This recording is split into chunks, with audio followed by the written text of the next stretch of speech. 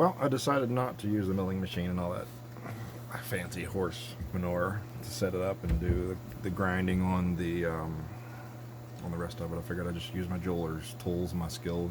Ta-da! So that's what I got. I went ahead and cut this out using jeweler's burrs, and then I went ahead and bored this out to the correct, I hope the correct diameter. I ain't doing it again. Actually, if I did it again, I'd make this another one of these and then fill it in, because this is pretty good. I think we got it.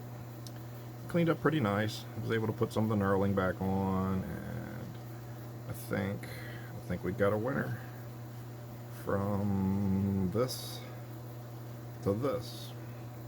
The hole goes clear through it. I decided to make it go all the way through because this one's got an offset in it that almost pushes through anyway, so I figured out just for simplicity it'd be easier just to drill a hole straight through it and be done with it. But yeah, turned out pretty good, I think. Let's go install it and see if it works.